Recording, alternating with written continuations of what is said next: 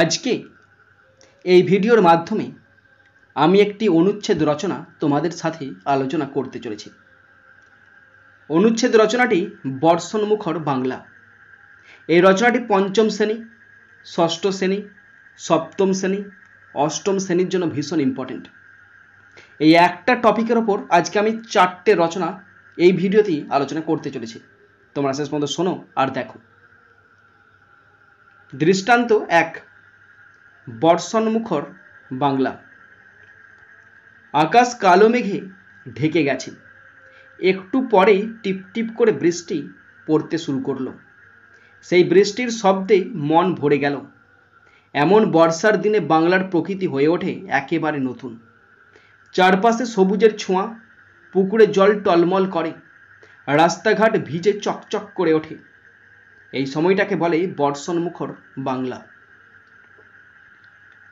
বাংলার বর্ষাকাল খুব সুন্দর। মাঠে ঘাটে জল জমে যায়, নদীতে ঢেউ ওঠে, গ্রামের শিশুরা কাদা মেখে খেলে, বড়রা ছাতা মাথায় দিয়ে কাজে যায়, অনেকেই ঘরে বসে খিচুড়ি আর ইলিশ মাছ খায়। তবে কখনো অতিরিক্ত বৃষ্টিতে জল জমে যায়, রাস্তাঘাট ভেঙে যায়, অনেক কষ্ট হয়। তবু বর্ষা আমাদের খুব প্রিয়। বর্ষণমুখর বাংলা আমাদের মনে ভালোবাসা, স্মৃতি আর শান্তি নিয়ে আসে। মাই ডিয়ার স্টুডেন্টস, আমি ইউটিউব এবং ফেসবুকের মাধ্যমে ফ্রি কোচিং দিয়ে থাকি। এখানে ক্লাস 5 থেকে 10 পর্যন্ত ছাত্রছাত্রীদের আমাদের ফ্রি শেখাই। এখানে আমি গ্রামার শেখাই, রাইটিং শেখাই, ইংলিশ এবং বেঙ্গলি রাইটিং এবং টেক্সট পড়িয়ে থাকি। তোমরা যদি আমার কাছে অনলাইনে স্পেশাল কোচিং নিতে চাও, অবশ্যই এই ফোন নাম্বারে যোগাযোগ করবে। আমি অনলাইনে স্পেশাল কোচিং দিয়ে থাকি। এখানে আমি গ্রামার শেখাই, গ্রামারের বেসিক থেকে অ্যাডভান্স লেভেল শিখিয়ে থাকি এবং আল্ট্রা অ্যাডভান্স লেভেলও শিখিয়ে থাকি। এবং তোমরা যদি আমার কাছে রাইটিং শিখতে চাও, আমি তোমাদেরকে ইউনিক পদ্ধতিতে রাইটিং শেখাবো। এবং যদি টেক্সট পড়তে চাও, অবশ্যই আমি তোমাদেরকে বেসিক থেকে আল্ট্রা অ্যাডভান্স লেভেলের টেক্সট পড়াবো। তো অবশ্যই তোমরা এই ফোন নাম্বারে যোগাযোগ করে নেবে। দৃষ্টান্ত 2, বর্ষণমুখর বাংলা। প্রকৃতির কোলে বর্ষা আসে এক অদ্ভুত মায়াবী রূপ নিয়ে। আকাশ মেঘে ঢাকা পড়ে যায়। হঠাৎ হঠাৎ মুষলধারে বৃষ্টি নামে। চারিদিকে সবুজের সমারোহ। পুকুর, ডোবা, মাঠ ঘাট জলময় হয়ে ওঠে। বর্ষার সকালে চারিদিকে এক শান্ত মায়াবী পরিবেশ থাকে। দিনের বেলায় কৃষকেরা জমিতে কাজ করে। বৃষ্টির ফোঁটার মধ্যে তাদের ক্লান্ত মুখেও আনন্দ ঝরে। সন্ধ্যায় নরম আলোয় ভেজা গাছপালা আর মাটির গন্ধ মনকে মোহিত করে। রাতে ঝড়ঝড় শব্দে ঘুম আসে খুব সহজে। বর্ষাকালে প্রকৃতি পায় এক নতুন রূপ। শাকসবজি যেমন পুঁই, কুমড়ো, ধুঁদুল ইত্যাদি সহজে জন্মায়। আম, কাঁঠাল, লিচু, জাম, কলা বিভিন্ন ফল পাওয়া যায়। কদম, শিউলি, রজনীগন্ধার ঘ্রাণ চারিদিকে ছড়িয়ে পড়ে। বর্ষায় অনেক স্থানে রথযাত্রা, নবপত্রিকা উৎসব হয়। চাষবাসে বর্ষার গুরুত্ব অপরিসীম।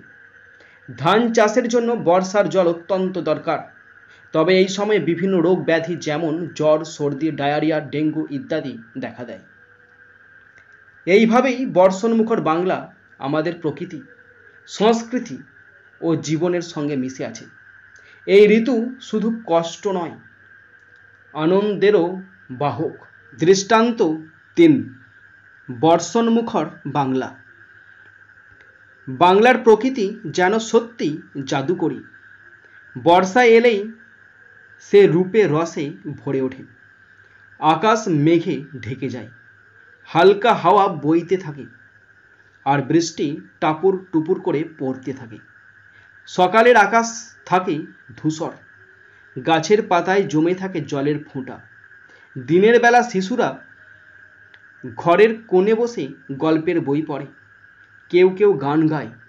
সন্ধ্যাবেলা মাটির গন্ধে মন ভরে ওঠে, চারিদিকে জোনাকি জ্বলে। রাতের বৃষ্টির শব্দে মন আবিষ্ট হয়ে যায়। বর্ষায় প্রকৃতি পায় নতুন জীবন। মাঠ ঘাট, নদী নালা, পুকুর সব জলে টইটুম্বুর। কচি শাকসবজি, আম, জাম, কাঁঠাল, লিচু, আনারস সবই পাওয়া যায় প্রচুর। কৃষকেরা ধান চাষে ব্যস্ত হয়ে পড়েন। নানা উৎসব যেমন রথযাত্রা বৃষ্টির সঙ্গে তাল মিলিয়ে আসে। তবে বর্ষায় সমস্যা কম নয়। ঘরে জল ঢোকে, রাস্তাঘাট কাদা হয়ে যায়, অনেক সময় রোগ ব্যাধি ছড়ায়। তবুও বর্ষণ মুখর বাংলা তার নিজস্ব সৌন্দর্যে আমাদের মন ছুঁয়ে যায়। এই ঋতু বাংলার এক অনন্য রূপকথা। দৃষ্টান্ত 4, বর্ষণ মুখর বাংলা। বাংলা যখন বর্ষায় ভিজে ওঠে তখন সে হয়ে ওঠে এক রূপকথার রাজ্য। আকাশ ঢেকে যায় সাদা কালো মেঘে, বাতাসে ভেসে আসে কাঁচা মাটির ঘ্রাণ, টুপটাপ বৃষ্টির শব্দ যেন সৃষ্টির সুর। সকালের হাওয়া ঠান্ডা আর শান্ত, গাছের পাতায় বৃষ্টির ফোঁটা মুক্তোর মতো ঝিলমিল করে। দিনভর আকাশে মাটিতে চলে জলছবি আঁকা। গ্রামের কাদামাটির পথ ভিজে ওঠে, পুকুর নদী ভরে যায় জলে। সন্ধ্যায় ঘরে বসে মায়েরা খিচুড়ি রান্না করেন, শিশুরা জানালার পাশে বসে বৃষ্টি দেখে। রাতের নিঃশব্দ বৃষ্টিতে মন গভীর হয়ে যায়। বর্ষার সময় শাকসবজি ও নানা ফল পাওয়া যায় প্রচুর। লাউ, পুঁই, কুমড়ো, আম, কাঁঠাল, লিচু। ধান চাষে ব্যস্ত থাকেন কৃষকেরা। উৎসবও আসে, রথযাত্রা, বর্ষাবরণ, নানা গানের আসর। তবে জ্বর, সর্দি ও মশার উপদ্রব দেখা যায় এই সময়ে। তবুও বর্ষণ মুখর বাংলা তার নিজের সৌন্দর্য ও ছন্দে আমাদের হৃদয় ছুঁয়ে যায়। এ যেন প্রকৃতির এক কোমল ছোঁয়া।